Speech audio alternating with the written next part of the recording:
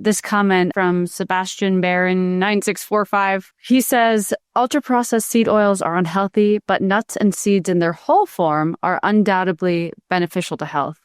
And perfect timing on Gary Brecka's part. He just was talking about this on Joe Rogan's podcast. We talked about seed oils last time, but it's, you know, and I get attacked a lot for saying that these polyunsaturated fatty acids are bad for you. But a lot of times it's actually not the plant itself. It's the distance from the plant to the table.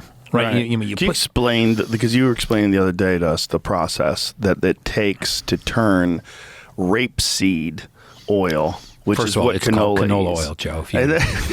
They said that rapeseed was problematic, so they changed it to canola oil. I always thought it was corn oil. Yeah. Corn's good for you. Corn oil must be great for you. Oh, yeah. Oh, we're using canola oil. Cool. Peanuts. Please explain, though, the process, because it's so vile. It's insane. So rapeseed, canola, is, you know, a plant. Essentially, you put it in a commercial press, and it will come out gummy.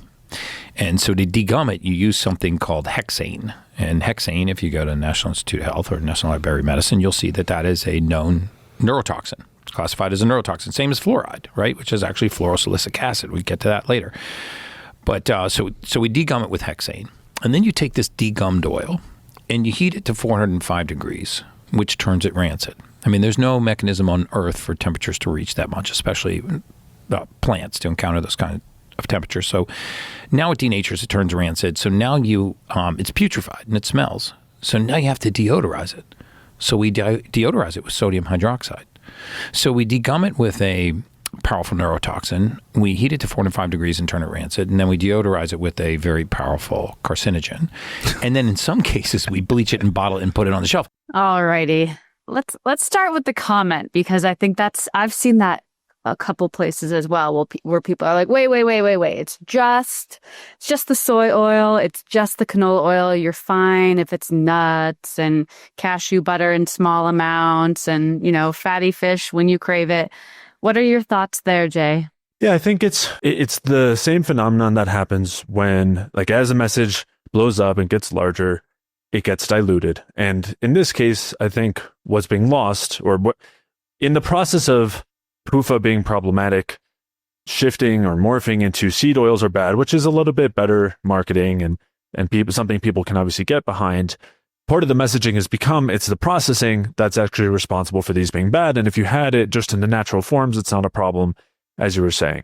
And from the physiological health standpoint, both can be problematic independently, right? So I'm not saying it's a great idea to, you know, be consuming tons of hexane, or that the processing that goes in with that's involved with creating seed oils isn't problematic. It certainly is. And also the way most seed oils are used can be even worse, right? If they're being used in a fryer and especially if they're not being changed often, which is often the case, or if they're in processed food, so to speak, with a bunch of other garbage in there, definitely that's probably, you know, kind of the worst situation. But I think a really central point that's gotten missed in the noise, in the blowing up of this message, is that it's the polyunsaturated fats themselves that are problematic. And when you take them, because they're delicate, because they're susceptible to being damaged through lipid peroxidation, it's even worse to go through the processing methods that they go through, and it's even worse to then have them cooked at really high temperatures and all of that. But a central part of the message is the fact that the polyunsaturated fats themselves are concerning. The more of them we consume, the more susceptible every single cell in our body is going to be to damage, to lipid peroxidation. There's a strong correlation between every single species on the planet, between the amount of polyunsaturated fats in their membranes and how long they're going to live and how quickly they age, where basically the more PUFA you have, the more unsaturated the fats are in every cell of your body, the faster you age, the shorter your lifespan. So certainly that is concerning. Now, if you're going to have a small amount from seeds or nuts, you're probably going to consume far less than if you were to have it in the form of seed oils, or you're not concerned about the oils themselves and you're using those oils for cooking. Of course, I'd much prefer that somebody at least takes the steps of cooking with coconut oil, olive oil, butter, ghee, tallow, you know, whatever the choice is, that doesn't have high amounts of polyunsaturated fats. But it's the same, whether those fats are coming from the seed oils or they're coming from the quote natural unprocessed nuts, or they're coming from the fatty fish, or any other kind of food source in between. It's still polyunsaturated fats, and they still have that same inherent negative effect. And the only other thing I want to mention briefly here is that I think it gets wrapped up in the idea that processed foods are bad. It's like the processing that's the problem. And I think that misses. It's an important starting place, or it can be a good starting place. If someone went from eating the standard American diet to eating non-processed foods, I think there would probably be a lot of improvements there. But we're missing the fact that it's the actual ingredients that are being used in there that are generally problematic, and not all of them are. So, we've talked a lot about how sugar is often, the scapegoat there, when typically the polyunsaturated fat content, the grains can be major culprits that are causing people symptoms and contributing to the health issues associated with those foods, as opposed to something like potato chips that are cooked in olive oil. And even though it's a processed food, there might be nothing unhealthy about it at all. It might be totally fine.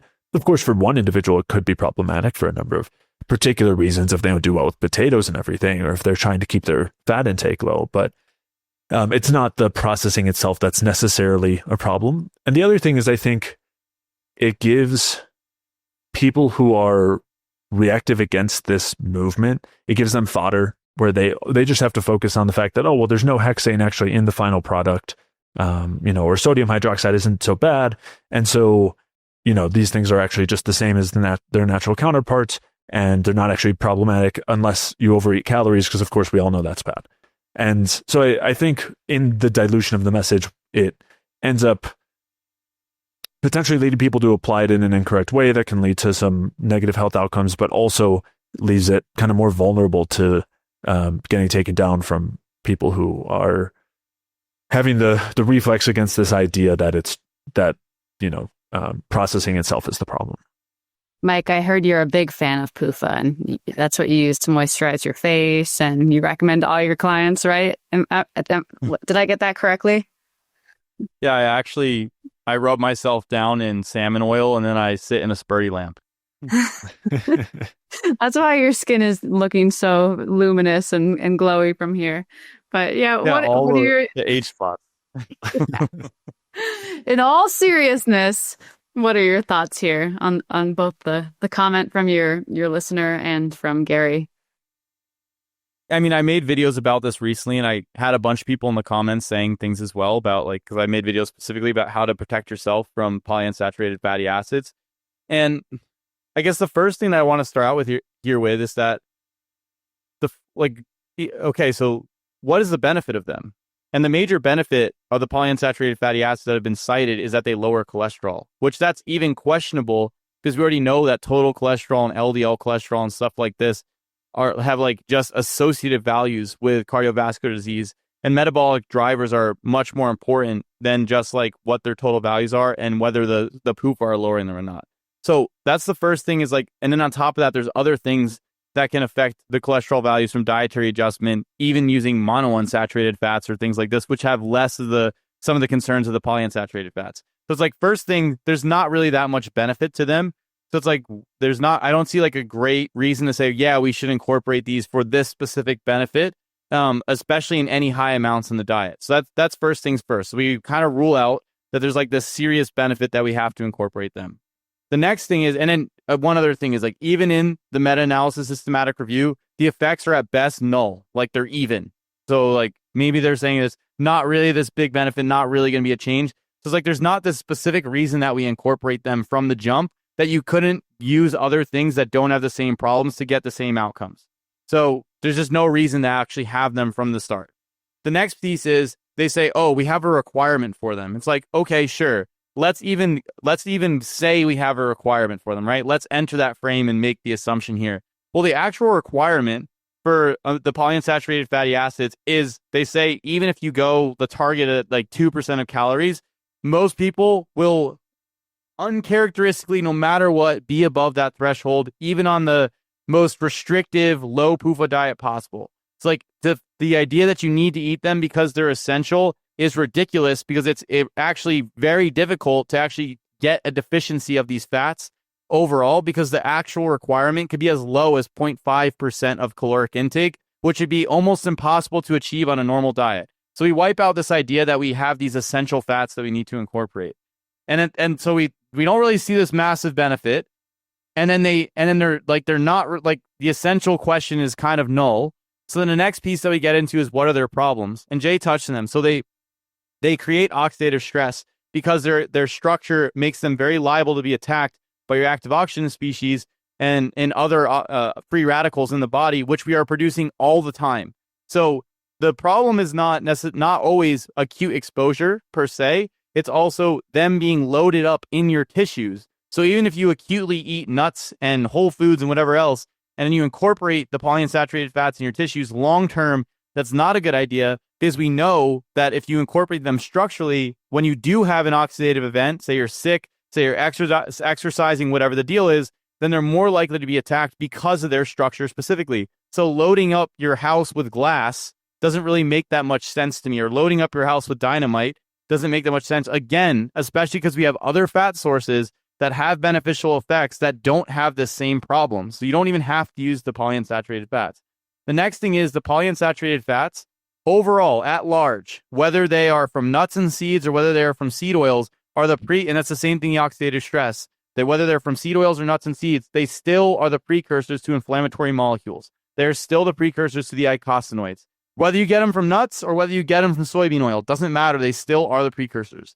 And that's, again, once it gets into your tissues. Then the next thing that we get into here is that omega-6 polyunsaturated fats specifically create toxic metabolites, whether they're from nuts and seeds or whether they're from soybean oil, canola oil, corn oil, whatever the deal is. You have things like myelenyldialdehyde, 9 and 13-hode, acrolein, or hydroxynonenal. These are all toxic products produced by them, and it's via the oxidative stress damaging the fats, and you create these lipid byproducts. So you're going to get those either way. The next thing is if you incorporate them largely into your structure, you can create negative effects on mitochondrial function, energy metabolism by changing what goes on with membrane dynamics, which Jay alluded to with the membrane pacemaker hypothesis. So these are like, whether it's from nuts or seeds or from corn oil or soybean oil, you have these negative effects when these fats get into your tissues. So it's like, yeah, you can make an argument that acute consumption of nuts or the nuts in these studies doesn't like create this inflammatory signaling and stuff like this. But long-term, loading up your tissues on polyunsaturated fats, which in the randomized controlled trials, the long-term outcomes were worse. After the 8-year, 7-year time frames, you started to see these problems start to build up. And that's from the accumulation of the fats in the tissues. So the problem is the accumulation of these specific fats in the tissues, which is not really a concern from essentiality. And there's not the specific benefits of these fats that couldn't be achieved by other things. And those benefits are even questionable from those fats. The last thing I want to point out here is the benefits of nuts and seeds, like going in this vein, are not because they contain PUFA, polyunsaturated fats. It's because they contain polyphenols, they contain fiber, they contain micronutrients, and they can modulate the microbiome. So it's like you have a bunch of other effects that can create this benefit, and it's not necessarily because those fats, even in the nuts and seeds, have decreased digestibility because of their structure. So you're not going to absorb them exceptionally well. Overall, if you have a whole nut or a whole seed, you're actually getting less of the fats. And I think the major benefit is from these other components. And again, the problem is loading your tissues up with these fats. Are seed oils worse? Yes. Especially highly heated seed oils. Are they arguably, are they worse? Yes. But then the idea that I'm going to load my tissues up on these because nuts and seeds are okay is still, I think, a problematic paradigm. And you can talk about benefits of nuts and seeds, and you can say, okay, from polyphenols, fiber, micronutrients, microbiome modulation, fair. But to say it's because of polyunsaturated fats, well, that's I think a taller ask given the problems of loading up the tissues with them. And then if you use olive oil or some of them are fine, like macadamia nuts or avocados or coconut oil or beef fat or whatever else, you could still get the same benefits without having the lipid peroxidation, inflammatory mediator, negative effects on mitochondria, and the toxic metabolite production, without having the lipid profile problems that you would get from the saturated fats, which was the initial hypothesis that drove the idea that we need to have seed oil. So it's even on the foundational grounds, it doesn't make sense to then say we need to have a high omega-6 intake in our diet. And the reviews don't even support them having this really beneficial outcome overall. So it's across the board, it doesn't make sense, at least from my perspective, that it's the the PUFA are okay in nuts and seeds. It's like, no, the nuts and seeds have other things that may have a beneficial effect, and it's not necessarily the polyunsaturated fats. At least they're not getting the hexane, but still maybe not ideal. And again, this is a very common theme for today is understanding the nuance and how anything can be sold as awesome and something you should do for your health.